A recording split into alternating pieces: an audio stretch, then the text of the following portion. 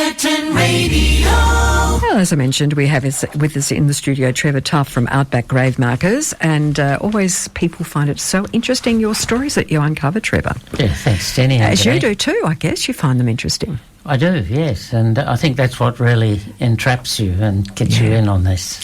It's visualising, I suppose, you know, when you think about history and you find out more about it, how they lived in those days and how they managed to live under incredible conditions. Yes, that's right, and we're uncovering pretty much the stories of the towns and little communities, and you really can see how hard it was. So the ones you're going to talk about today, is that from your previous trip?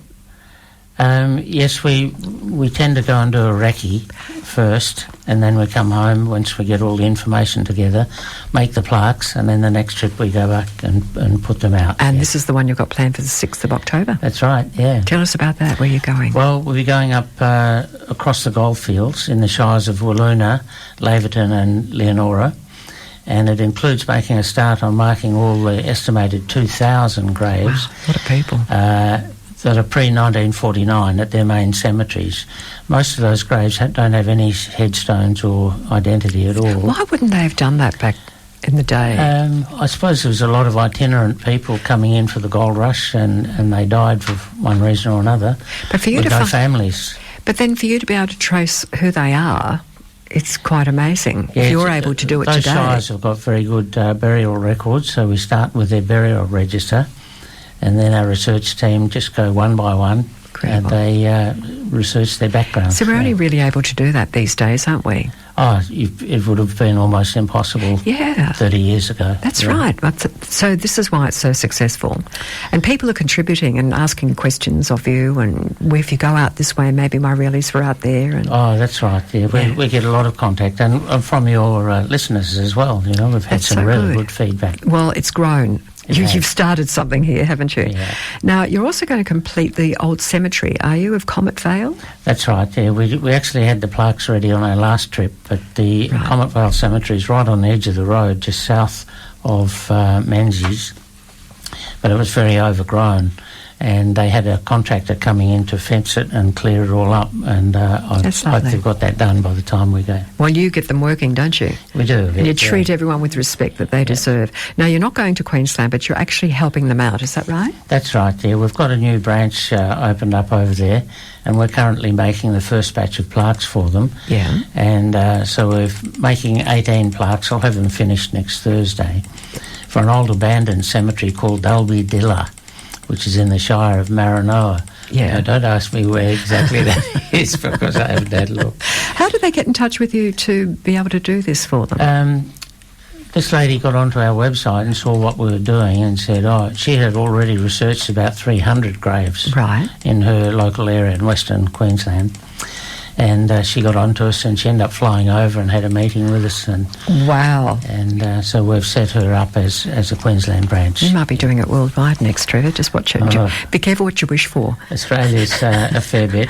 Our South Australian branch has just marked all the graves along the Strzelecki track, and that shows that we're now a national project, but which we estimate will take 50 to 100 years to complete. You'll be able to do that, won't you? You manage that? Only be Stick around? 173 at the end. Not a problem for you. Now, let's have a look at... No, I can't even pronounce it. Dalby-Dilla. Yeah. Dalby-Dilla. Dalby-Dilla is the small cemetery in Queensland that we've started on. And of the 18 people buried there between 1874 and 1908, 9 were under the age of 12 years. So pioneering was hard going for families and children, yeah. Absolutely. Catherine and Henry Volling. Yeah, they lost 2 children at Dalby-Dilla. Their daughter Jane died on the 3rd of March 1886 at the age of 7 years and 6 months. And the cause of her death is recorded as being colonial fever. What would that translate to today? I would think influenza. Influenza, yeah. And 12 days later, her little brother David, aged 2 years and 3 months, died of inflammation of the lungs on the 15th of March 1886.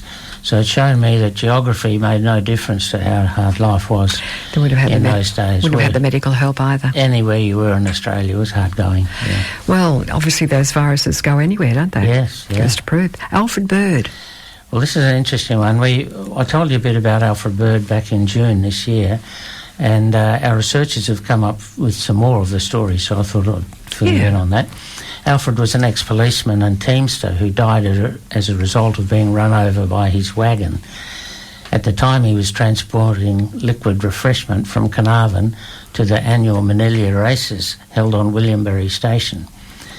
Having refreshed himself rather too well, Alfred fell off his wagon, so to speak, and the wagon loaded with goods passed over his chest, and it was the 20th of May 1896. He fell off the wagon. Fell off the wagon, literally, yeah. And Alfred was aged 33, and he left behind a wife, Lily Elizabeth, and 4 young boys, aged between 5 years down to 5 weeks. We placed a plaque on his grave on our last trip, having been directed to the grave by the owners of Williambury Station. It was about 100 metres off the old road through thick scrub, and we never would have found it without their help. However, there is more to this story that we told last time, and 2 years later, Alfred's brother, Edwin, married Alfred's widow, Lily, with her 4 boys. And on the 4th of July 1898, Edwin Bird and Lily Elizabeth Bird, a newly married couple, were charged in the Fremantle Police Court with perjury in connection with their marriage declarations.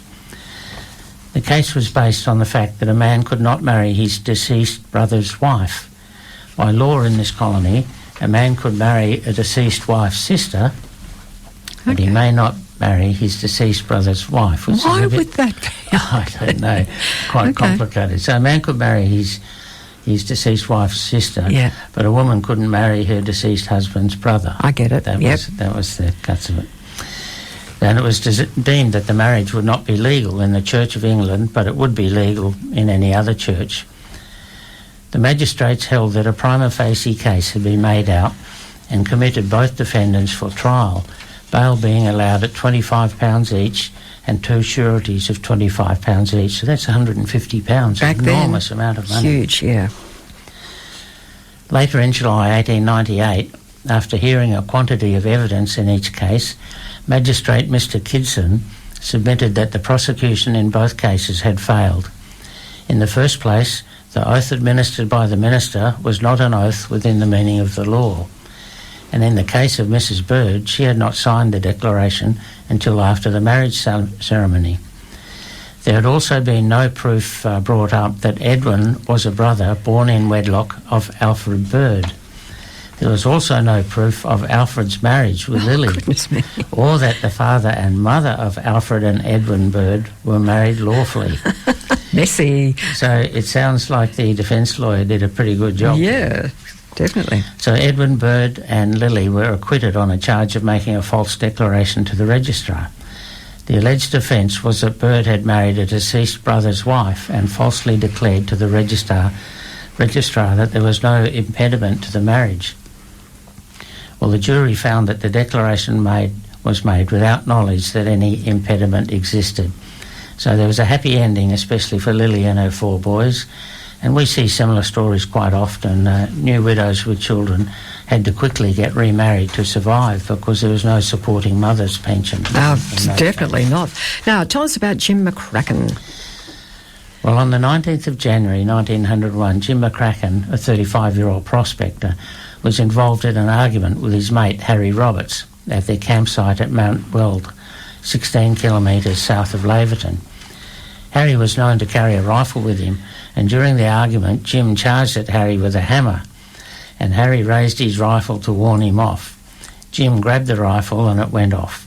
The bullet entered Jim, smashing the 4th right rib and entering the lower section of his heart, killing him. So Harry was convicted of murder. However, a later trial unexpectedly overturned the conviction and Harry was released. The trial was controversial, as none of the witnesses or evidence was looked at, and the jury came back within a short time with their verdict. Oh, there you go, Harry. That would streamline the courts no end if you didn't bother about witnesses or evidence. Good point. Something to be learned from then. Eileen Margaret Doyle. Eileen was aged only 2.5 when she died of tonsillitis and bronchitis at Leonora on the 23rd of September 1903, and she was the daughter of Matilda and Bernard Doyle, who was a brewer's agent. Mm-hmm. Now, Bernard was born in Tullow in County Carlow, Ireland, at the age of 20, and at the age of 22 he married Matilda, who was known as Tilly. They were the parents of little Eileen, who had recently died of tonsillitis and bronchitis. Bernard, little Eileen's father, was found dead in a neighbour's water tank on the 17th of December 1903. He had apparently climbed a 12-foot stand and in through the manhole. The inquest found he had drowned himself in 18 inches of water whilst in a temporary state of unsound mind. He had been despondent since the death of his only child 3 months earlier, and he's buried in the Leonora Town Cemetery. Now, poor Matilda was now destitute, and despite the help of kind neighbours, she decided to return to Coolgardie. However, fate was not done with this family, and Matilda became ill with phthisis, which is TB. Okay, yeah. Phthisis, and died in Coolgardie on the 26th of September 1904, almost exactly a year from the death of her daughter. And she died in a house in McDonald Street, which is the street where her daughter was born, so perhaps they had family or friends there. And she's buried alone in the Roman Catholic section of the Coolgardie Cemetery. Very sad stories, that's for sure. Now, Gwalia Mine still operating? It is, yeah, after well over 100 years. Gwalia Mine's right on the edge of town at Leonora, an enormous pit. And I think they're mining underground again now, but in those days it was an underground mine. Mm-hmm. So on the 22nd of May 1911, an appalling accident occurred at the Sons of Gwalia mine. 1 man was killed and 9 others seriously injured. Whilst the 8 o'clock shift was going on, 10 men got into the skip at the surface to proceed below when they suddenly descended with great velocity, the engine having got out of control of the driver. The skip and the unfortunate occupants dashed to the bottom, a distance of over 2,000 feet. The cable parted from the drum of the winder, and when the full length had run out, it went to the bottom on top of the skip and the men. The noise of the crash attracted the mine officials, and no time was lost in ascertaining the fate of the unfortunate men. It was found that Frank G. Rooney, an assistant surveyor, was killed outright. Philip Adams, the mine surveyor, was terribly injured and was not expected to recover.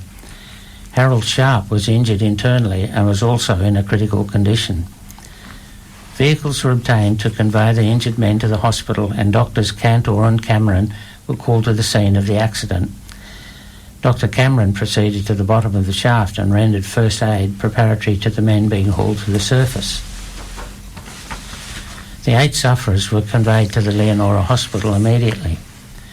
But 5 months later, it was reported on the 20th of October 1911 that Jack Bonfanti, one of the unfortunate victims of the skip accident at the Sons of Gwalia, was still lingering in periodical agony at the Leonora Hospital.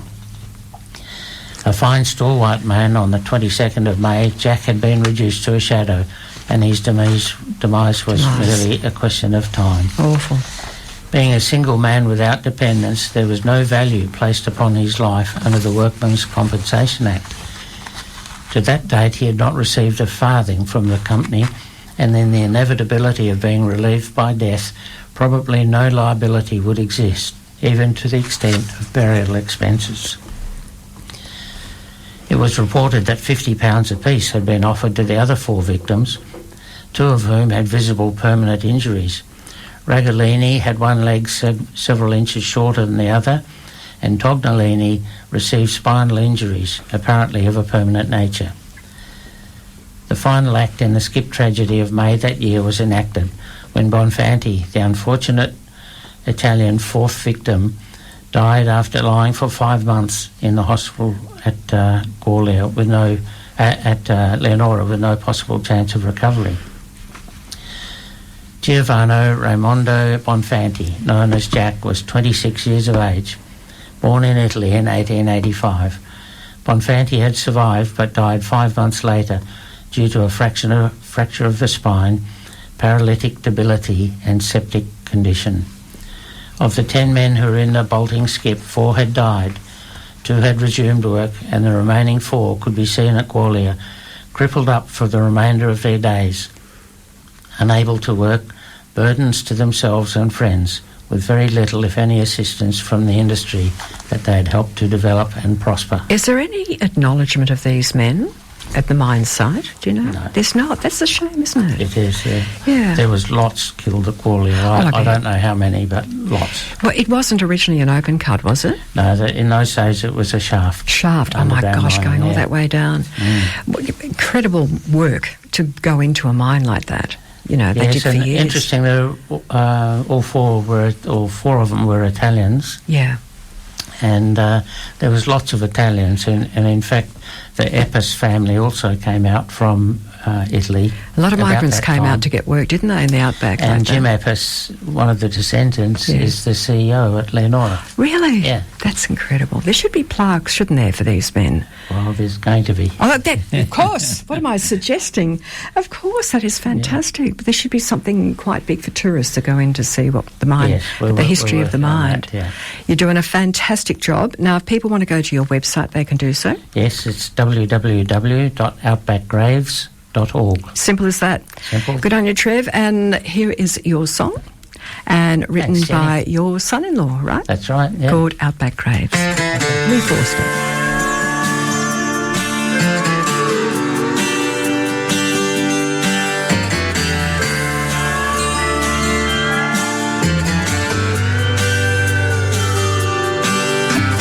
Beneath red soil and spinifex, down winding western trails, lie many untold stories in unmarked outback graves. Tales of lonely travelers, hapless journeys unfulfilled, of folks who sought another life, their lifeblood harshly spilled. Some had died from natural causes, bad weather, despair and thirst. Some from misadventures or circumstances worse. They were pioneers of this country, people young and old, from different lands and cultures, best efforts not resolved. Now their graves have gone unnoticed and the stories left unheard, till these modern day explorers spread their word about the people of this country, how they lived and how they died, to mark their final resting place where others may have cried.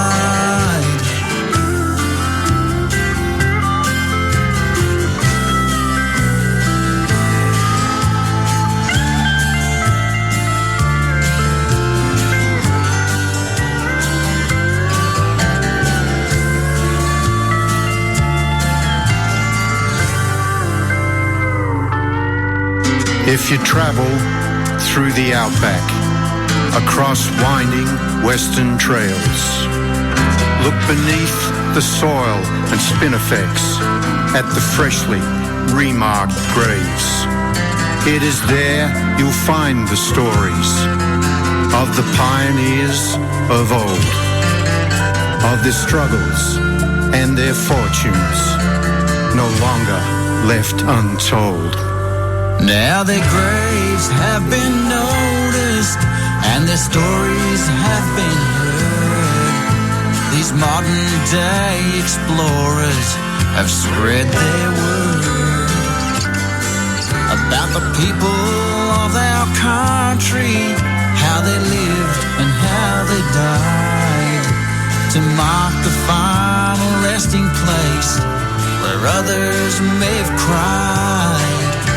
They've marked the final resting place where others may have cried.